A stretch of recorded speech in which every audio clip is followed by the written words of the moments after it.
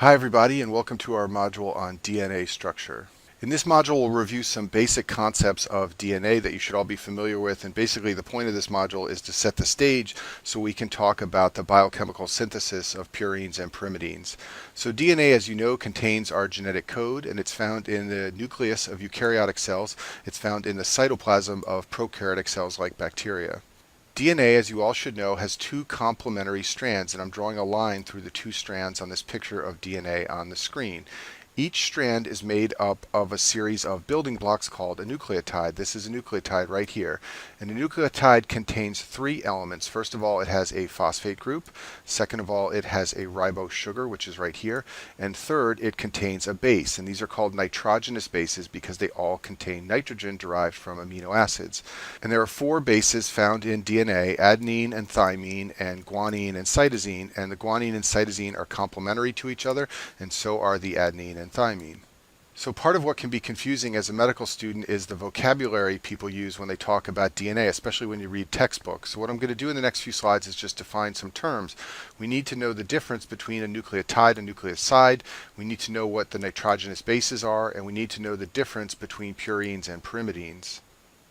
So DNA, as I showed you before, is a polymer. It's made up of repeating units, and those monomer units are called nucleotides. And like I told you before, nucleotides have three elements. They have a pentose sugar, which is this unit right here that I'm circling. They have a nitrogenous base. The base is not shown in terms of its chemical structure, but it would sit right here.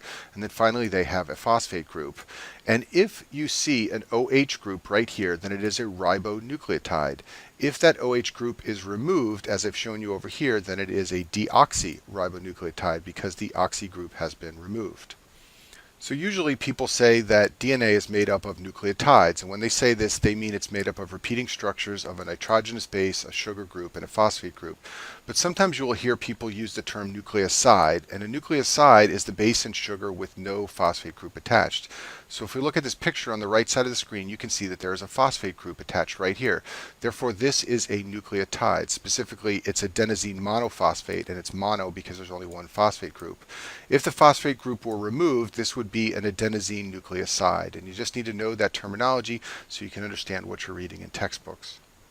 There are 5 nitrogenous bases that are found in nucleotides in the human body. 3 of them have one ring, and those 3 with one ring are called pyrimidines. And the 3 pyrimidines are cytosine and thymine and uracil. And you may know that uracil is found only in RNA but not in DNA. Thymine, on the other hand, is found in DNA but not in RNA. Then there are 2 additional nitrogenous bases that have 2 rings, and those are called the purines. And the 2 purines are adenine and guanine.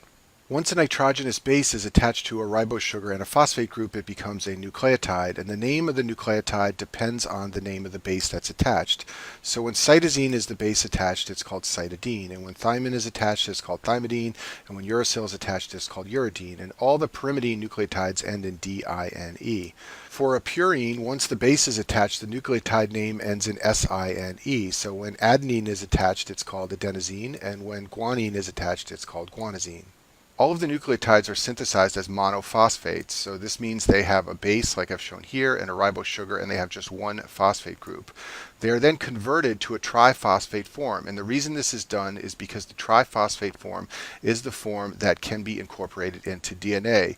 You need to attach this phosphate group right here to a hydroxyl group on another DNA monomer, on another nucleotide. In order to do that, you need 3 phosphate groups right here. This makes the reaction favorable so that these 2 can be cleaved off, and this one right here can attach to the hydroxyl group on the next DNA nucleotide. There is a phenomena in DNA that you should be familiar with called DNA methylation. When this occurs, a methyl group is added to the base cytosine. So if you look at the bottom of the screen here, on the left side is the structure of the base cytosine. On the right side of the screen, I've shown 5-methylcytosine, and it has a methyl group added right here, and that's called DNA methylation. It's done to the cytosine base. And this occurs in segments of DNA where there are repeating CG patterns. These are called CG islands. And what will happen is the cytosines will be methylated on both strands. So for example, if you have a C with a complementary G here, and then you next have a G with a complementary C here, the cytosine on both strands will become methylated in these CG islands. And when this occurs, transcription of the DNA will become inactivated. This is part of a bigger subject called epigenetics. Epigenetics is the study of the way our genes are turned on or off. So you can have the same genes as someone else, but another person may have them turned on and you may have them turned off. That's the result of different epigenetics between you and another person. Human DNA is about 70% methylated, and the important thing about this to know is that if the body finds lots of unmethylated CG strands floating around, that can stimulate an immune response because the innate immune system will think that all this unmethylated DNA is probably coming from bacteria, and this can trigger an inflammatory reaction. Now, although bacterial DNA has less methylation than eukaryotic DNA, there is some methylation that occurs in the DNA of bacteria. Bacteria can methylate both cytosine and adenine, so this makes them different from eukaryotes who methylate predominantly just cytosine. In addition, methylation serves a different purpose in bacteria than it does in humans. In bacteria, methylating DNA protects the bacteria from viruses, which you may know are called bacteriophages. So these phages like to insert their DNA into the bacteria, but the bacteria will recognize that that DNA is not methylated and they will destroy it using enzymes called endonucleases. This is part of a broader area of bacterial research called restriction modification systems, and these are systems that bacteria use to prevent their DNA from becoming modified or restricted. But the point here to know is that bacterial can methylate their DNA, and they do this to protect themselves from infection with viruses. Now that we've discussed the molecular structure of DNA, what we're going to do for the remainder of this module is talk about how DNA is packaged so that it will fit in the nucleus. The DNA that the human body uses is so large that if it were laid out end to end, it wouldn't fit inside the nucleus. The way it fits in the nucleus is by condensing it in a very specific pattern. So the first thing we need to talk about is chromatin. And chromatin is a structure found in the nucleus of eukaryotic cells, and chromatin consists of DNA plus proteins. And you may be familiar with structures called chromosomes, and chromosomes are units of condensed chromatin.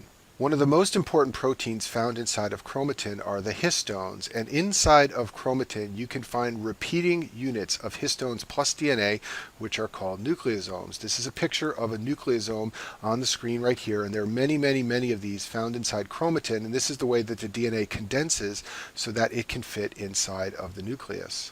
So the histones are proteins or peptides, and they go by names like H1, H2A, H2B, H3, and H4. All of the histones contain basic amino acids, and in particular they have a very high content of two amino acids, lysine and arginine. Lysine and arginine are both positively charged, and this makes them very good for binding to the negatively charged phosphate units on the backbone of DNA. In a nucleosome, you will find DNA wrapped twice around four of the histones. So if you look at this picture on the top of the screen here, you can see that the DNA represented by this red strand is wrapped around four circular histones, H2A, H2B, H3, and H4. It wraps around these units twice so that there is an 8 histone core made up of 2 copies of each of these histones at the top of the screen here. There's another histone called H1 which sits outside of the nucleosome, and it is distinct from the others. It's not in the nucleosome core, it's larger and it's more basic, and it's important for tying together the beads on the string. So these octamers of histones right here are often called beads, and they're tied together like beads on a string by the H1 histones. This is easier to understand with a picture, so you know that DNA forms a double helix, and then DNA can wrap around histones to form a nucleosome, and then you can have a series of those nucleosomes which look like beads on a string, and then the H1 histones will pull all the beads on the string together to make condensed chromatin, and this is nice and tightly packaged, and it will allow the very large human DNA to fit inside of the nucleus. The place where you will most often discuss histones in a clinical context has to do with drug-induced lupus. So drug-induced lupus is fever and joint pains and a rash, very similar to traditional lupus, but in this case it begins after starting a drug. And in patients who develop drug-induced lupus, they will have anti-histone antibodies about 95% of the time. Contrast this with patients who have classic lupus. They typically have anti-double-stranded DNA antibodies. And you can see how these two disorders would look similar because they both involve autoantibodies against DNA. In the case of drug-induced lupus, it's against the histone molecules.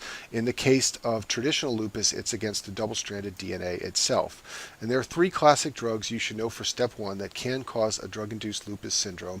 And these are hydralazine, which is a blood pressure drug, procainamide, which is an antiarrhythmic, and isoniazid, which is a tuberculosis drug. Chromatin can exist in two forms. The first type is called heterochromatin.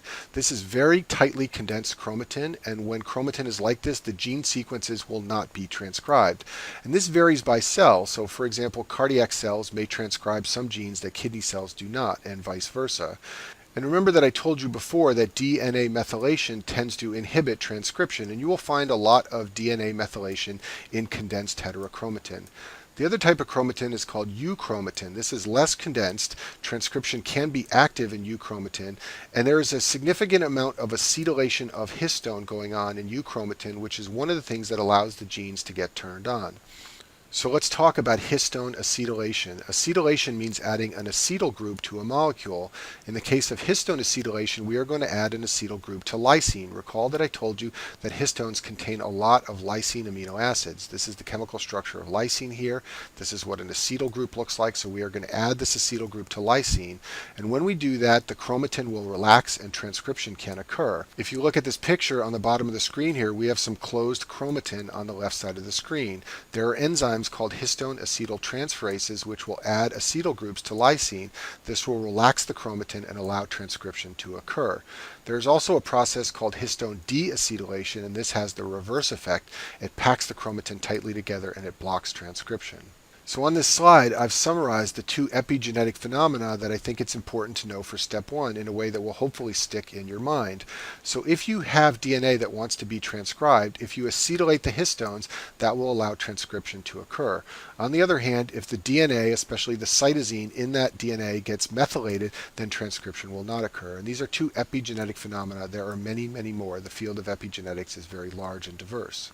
There are drugs in development called histone deacetylase inhibitors that have potential therapeutic effects. You may one day see them used as anti-cancer drugs. There are some cancers that have increased expression of histone deacetylase enzymes, and so if you inhibit those, it's thought that you may limit growth of the tumor.